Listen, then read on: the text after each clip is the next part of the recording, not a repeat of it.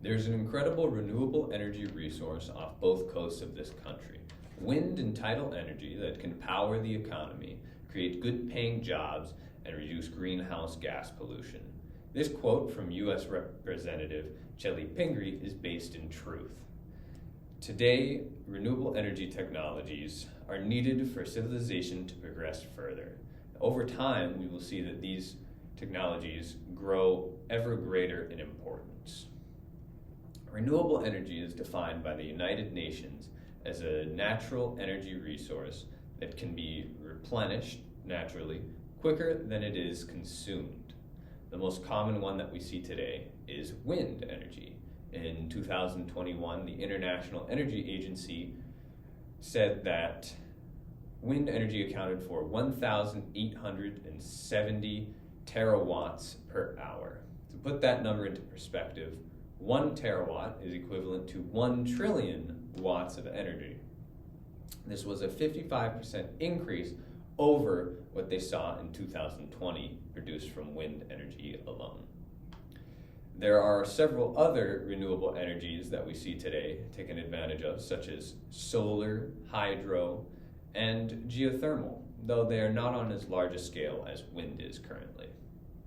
If we look towards the future, we see fusion energy as the next big thing, having very few drawbacks and many benefits, such as a near limitless supply of fuel to power said reactor, no harmful byproducts from the reaction itself, only releasing helium as a byproduct, and the lack of a large-scale disaster occurring if something were to go wrong, such as we saw in Chernobyl and Fukushima, because the conditions to maintain such a reaction are so difficult to keep. Any slight alteration will simply cause the reaction to stop, cooling in seconds.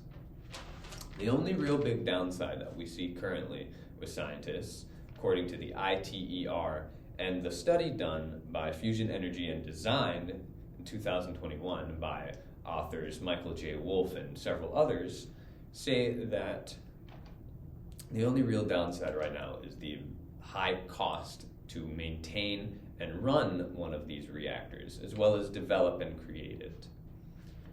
If we look at some of the breakthroughs recently, we see very promising outlooks. Going back to the study by Michael J. Wolff, we see that recently the use of HTS magnets, or superconductor magnets, to contain the reaction itself is working on being studied and implemented.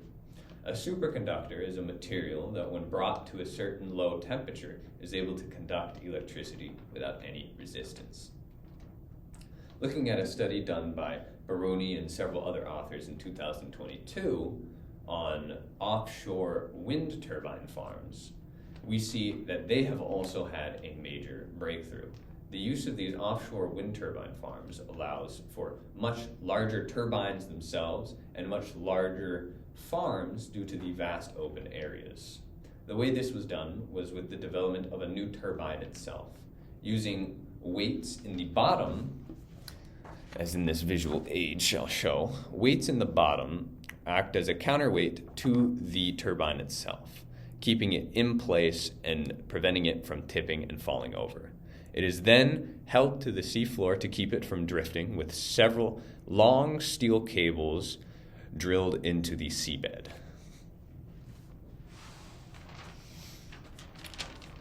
Before ending this presentation, I'd like to talk about the Kardashev scale.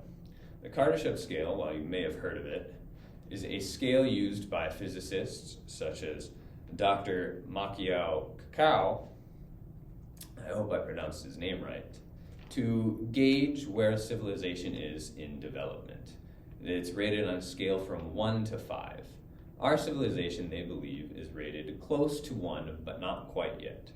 A type 1 civilization is defined by having complete control and sustainable use of all of the natural energy resources available on the home planet. For us on Earth, that includes the wind, the water, the earth, fusion, solar, all of that. It will require large-scale global efforts to attain, but it is very much possible. Thank you.